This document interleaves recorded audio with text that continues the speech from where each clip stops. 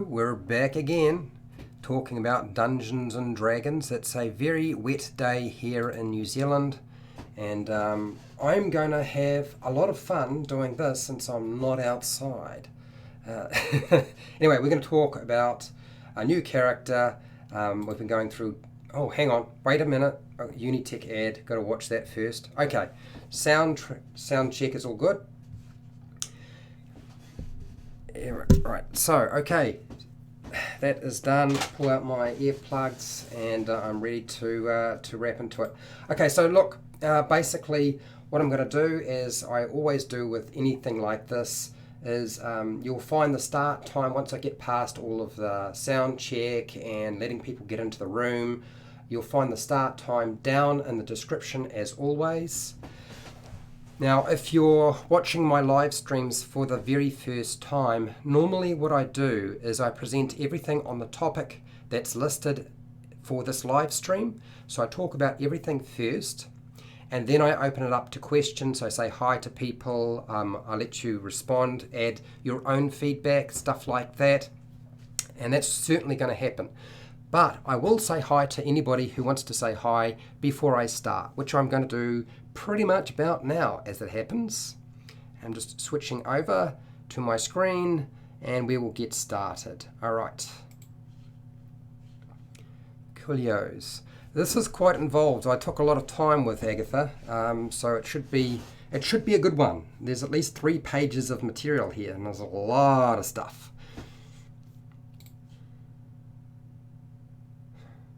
Hi, welcome to HowtoDandD. My name is Fred Wheeler and today I want to talk about Dungeons and Dragons, and we're talking about the Dungeons and Dragons starter set for Dungeons and Dragons 5e, and this is a Lost Mine of Phandelver Dungeon Master Guide.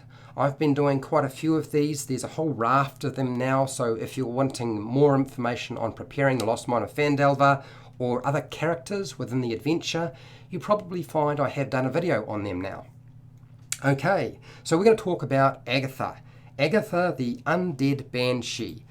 One of the characters where essentially there's not going to be a single bit of combat. And it's actually stated in the adventure, in the text, that you're not supposed to have the party, the characters, fight Agatha. Agatha doesn't operate that way. In fact, Agatha very rarely appears to anybody. But we'll go into that in more detail in a second. So you can check pages 28 and 29 of the adventure, Lost Mine of Phandelver, and it gives you a pretty good rundown of Agatha and how she will operate in her little lair or location of Conyberry. Now, where is Conyberry? Now, the map that's provided in the adventure actually shows you exactly where it is. You'll notice it's down the bottom and about the middle of the map on the screen right now. It's very close to where old Alwell is, where Cost is situated, and I've done a video on that particular character already. Now, where does she actually live? Well, she lives in a rather odd lair. This lair is near the ruins of the town of Conyberry, which is essentially been wiped out. It's long gone. It's just ruins now. It's a few miles along an old trail leading to the northwest into the Neverwinter Woods. So that's where her lair is located. And her lair consists of a woven dome of branches with elven furniture that has a very old style and look to it. So it's been around a long time. And of course, I mean, there's a whole bunch of information in the text describing what it sort of will look like and how you sort of approach it for the characters. Now, Agatha was once a beautiful female elf that is now a spectral robed spirit with a hateful expression and twisted facial features. I've kind of gone a bit overboard with this particular image, but you get the idea, right? She will not tolerate rude, disrespectful, or threatening visitors. In fact, if they do that sort of thing, she's not going to get into a fight. She's just going to disappear, and that's it, and there's nothing more you can do with that particular encounter. Agatha appears when the party intrudes on her home, but she doesn't normally appear to all visitors. And I know it's going to be tempting for the players' characters to return and see Agatha if they had a good experience the first time, but I'm going to talk about that more as we go through the video, because it's not really going to be an option. The adventure is set up to allow them one question with Agatha, provided they meet all the requirements that she has. So she does not get into a battle, and she will disappear if disrespected or threatened in any way. But what you can do is, if the party decides to do this, that is, and it's not necessarily going to be the case, but they can try to persuade Agatha to help them, provided that they do something for her. Now, if they try to persuade Agatha by intimidation or being deceptive. Now, she's very smart. She's been around a long time. The chances are being deceptive with her won't go down well, and certainly intimidation will just result in her fading away. But Agatha does love pretty items, and if you present a pretty or beautiful gift, or there is a person who is pretty or beautiful within the party who is willing to get into an exchange or conversation with her, she will certainly tolerate your presence. A gift is probably going to be most suitable, and some sort of persuasion check. Although I feel that if you give her a gift and you're nice enough, that using the persuasion check is probably not hugely necessary. I often feel that the mechanical side of persuasion, deception, and intimidation are really there for those people who struggle with the concept of role-playing. But that's just my view. She's definitely fixated on beauty, so appealing to that will certainly help a lot.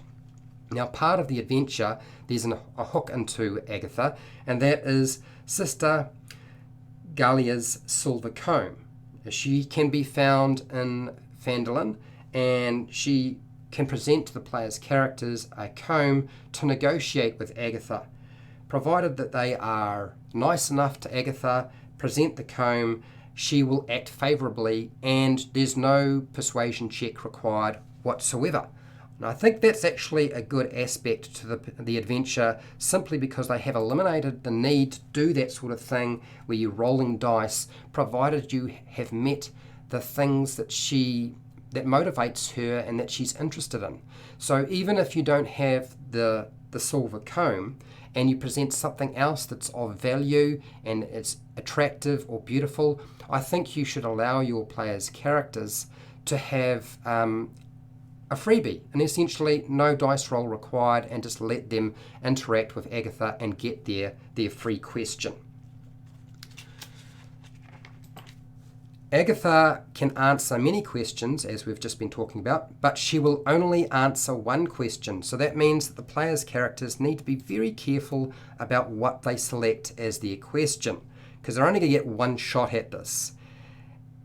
Agatha does not always appear to a party if they return. So if they return and decide, well, Agatha's a great source of information, we will return and ask her multiple questions at a later date, I wouldn't let that fly. I would say she just doesn't appear. You only get one shot at this, and that is that. So what does Agatha the Banshee know that she can answer for the party should they desire that? Well, there's a number of different things within the adventure, and they'll have to be very discerning about what they select. Otherwise, they're not going to get a chance. As I said, they only get one chance at this. The first one is that Agatha knows what happened to the spell book that she used to have that was owned by Bowgentle. The Bowgentle's spell book, she gave that to a necromancer by the name of Tersnath from the city of Erebor more than like 100 years ago. So if you're looking for information on that particular aspect, she can certainly pass that on. So that's just one aspect of it. What the party doesn't know is she has access to many spell books, not just Bowgentle's spell book. But you don't need to reveal that at all.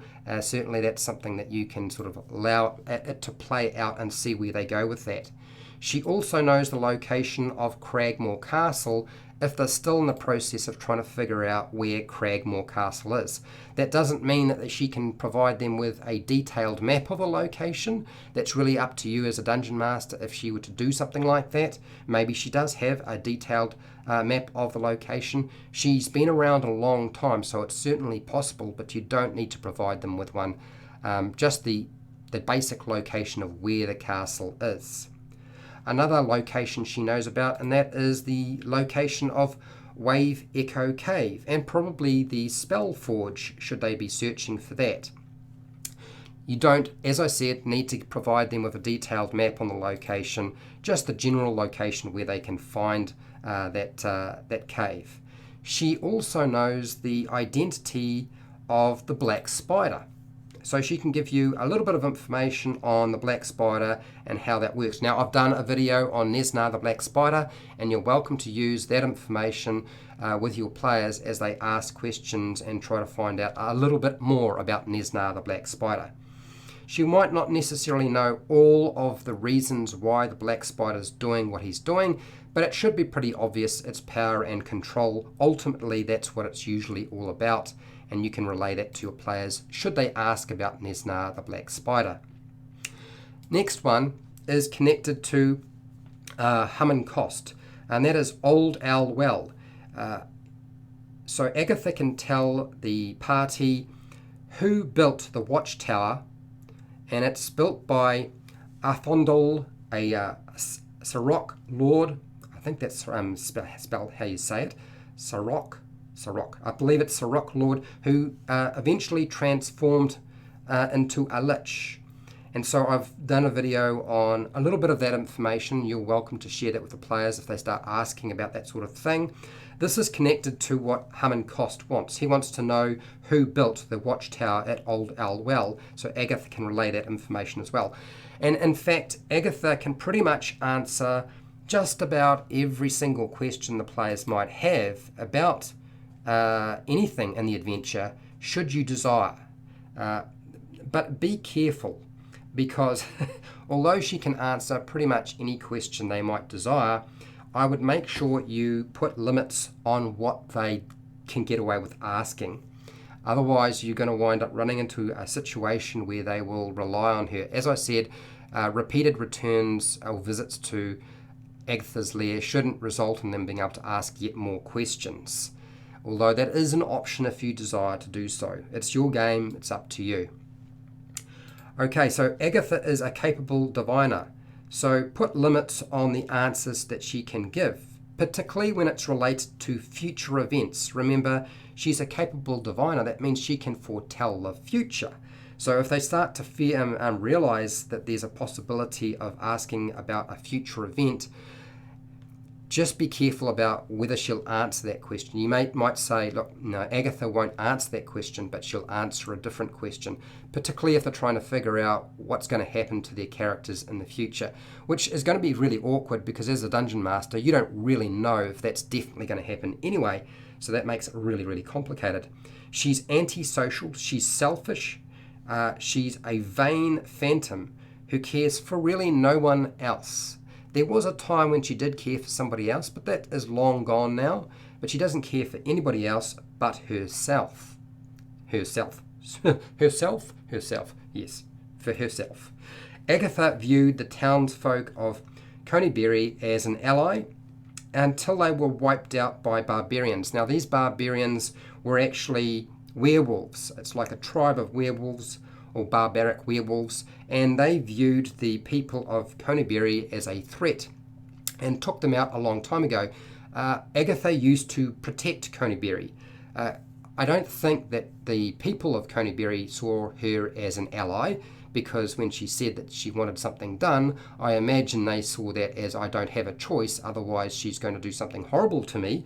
But that was really the only connection she had left to the world that isn't the spectral world, to the material world. And when they all were destroyed, that's really left her with nothing else other than herself. And that's kind of sad, I have to say. I think that's kind of, it shows an aspect to the character that sort of suggests that there's a little bit of pity to be given for Agatha.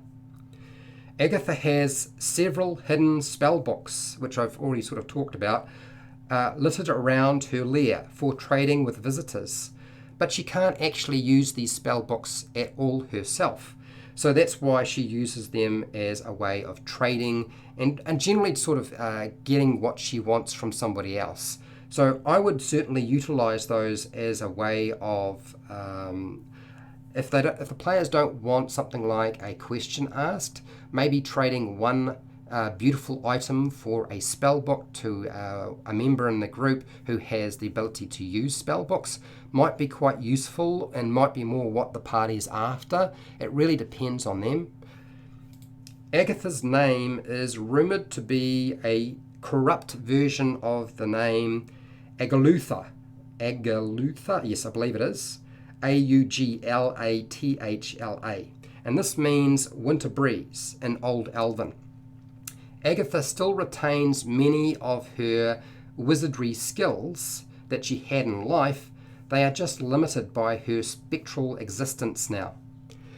One of the things that Agatha absolutely despises and hates, and it's not really highlighted in a lot of detail in the adventure, but it's quite normal for any kind of elf, really, and that is orcs.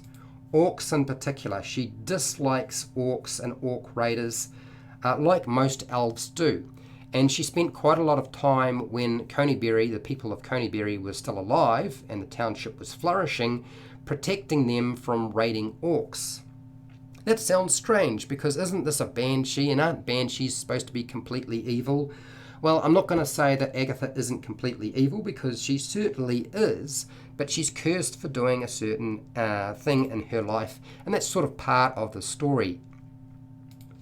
She's been cursed to become a banshee when she betrayed her family by giving up the secrets of the woods to her human lover. Now, the fact that she selected a human lover was frowned upon to begin with, but the fact that she betrayed her family secrets about the woods and the forest to this human was unforgivable. And what's worse is it's turned into a big mess for her. Her human lover is called Dargind. Dargind, I believe it is, Dargind.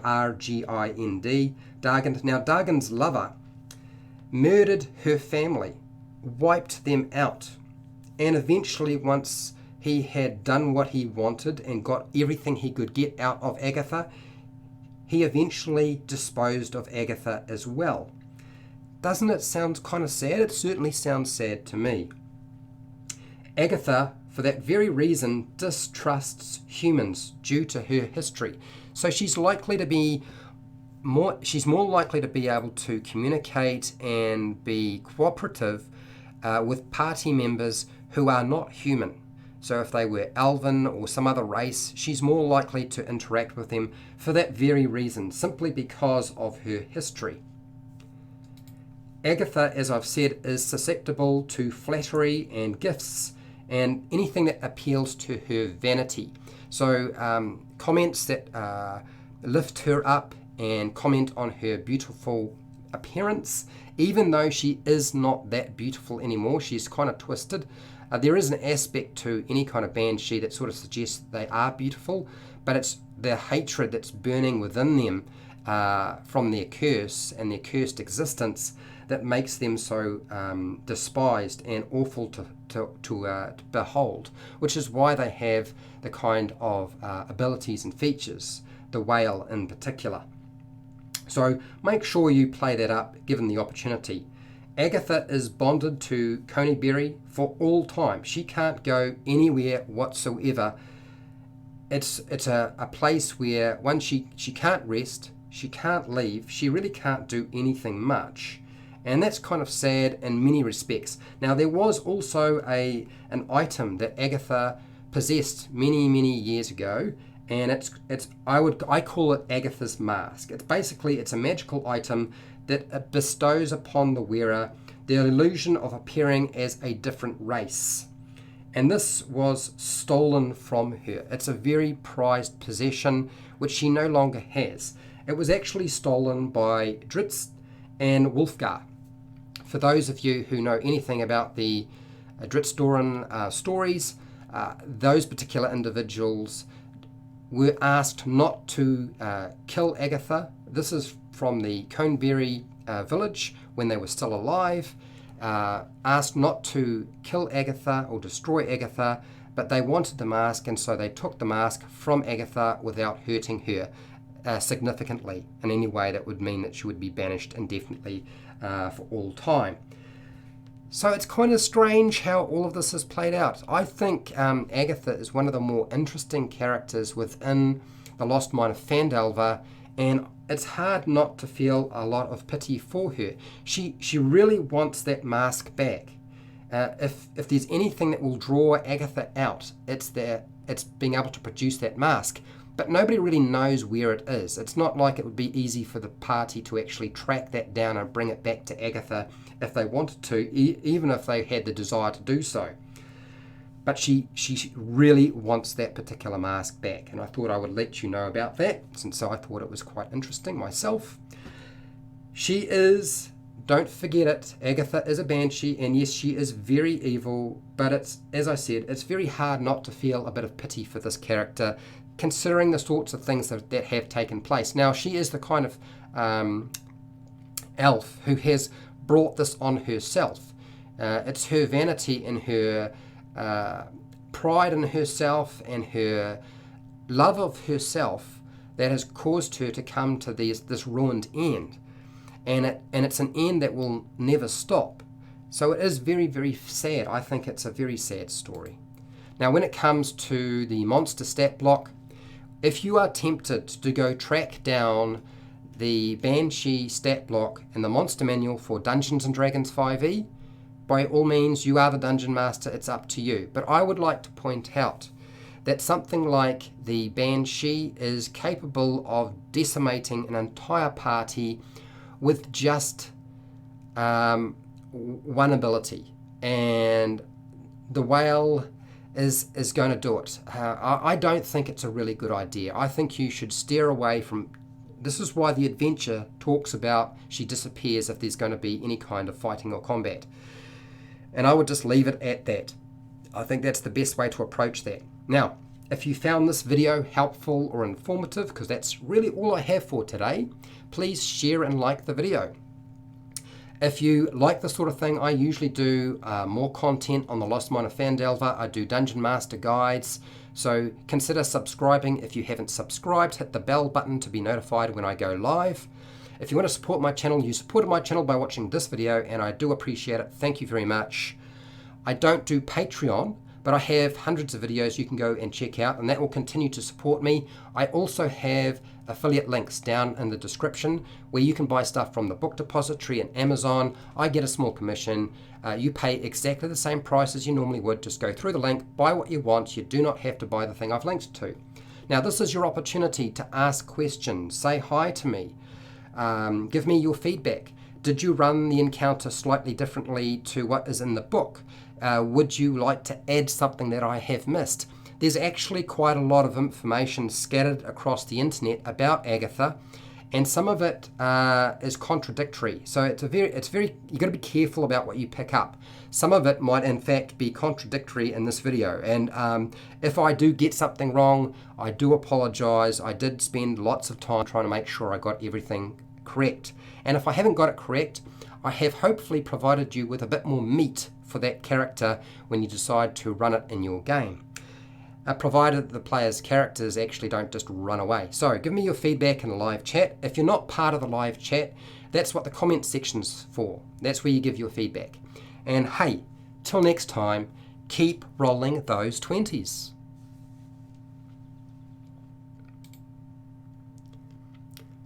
I'm not gone. It might seem like I'm gone. It just seems like I'm gone rather than I'm actually gone. I just need a drink of water, guys, and then I'll switch over to the camera and you'll be able to see my face. And I think I got through that reasonably well. I might have repeated myself a couple of times with a couple of things, but that happens in a live stream. That's the thing, right? You get the authentic Fred and the authentic material without all the cuts and the hours and hours of making sure everything looks perfect and fine. That's the trade-off. But the good thing is you get to talk to me, and that's, I think, the key factor to live streaming, right? How's it going, Darren? Hello everybody. What do you got here? Mathandril, what's that? Ganis. Mathandril Ganis. I hope I got your name correct. If I didn't, I do apologise. Hey, I made it on time. Yes, you did. You made it on time. Long time no see, dude. Yes, it's been a while. I know it's really difficult for people to jump into these live streams. I know that the days that work best are my Sunday and Monday, because that's usually Saturday and Sunday for other people on the other side of the world. The Novice DM. Good evening. Hi, how's it going, the Novice DM? How are you doing? Jacob Hatfield. Jacob, how are you going? I haven't chatted with you for so long. It's been a while now. I made it on in a one and done question. Okay. I made it in a one and done question, and made sure she was clear about that to the party. They had to choose wisely. Yeah, I think that's a good point, Jacob, that making it clear that Agatha, when they get to ask her the question, you make it clear that Agatha will not answer another question later on. So they have to choose wisely about what they want to know, rather than think that they can use Agatha as a constant source of intel. Otherwise, that's exactly what players would probably do, particularly if Agatha doesn't attack them. And if they start to realize, okay, in the first encounter, she didn't attack me, she didn't do anything horrible to me, the Dungeon Master seems to be sort of kid gloves with this character that could probably pretty much wipe us out, well, why not we go back? So yes, that's why I wanted to talk about that particular aspect of Agatha. What's that, Jacob? And as much as they wanted to ask about the Black Spider, yes, I bet that was a big one. They wanted to follow through on the task for the Harpers.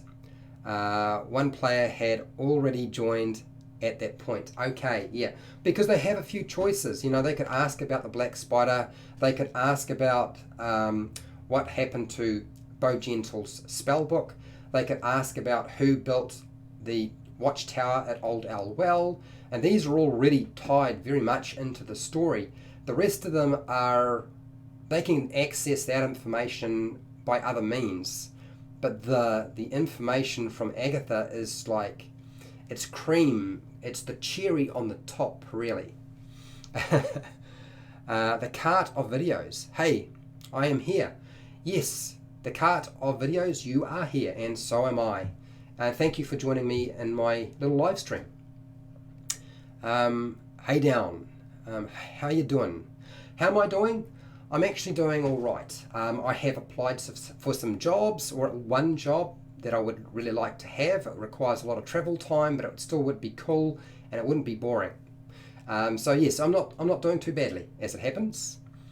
Oscar, how's it going? Hi. Darren saying hi to Oscar.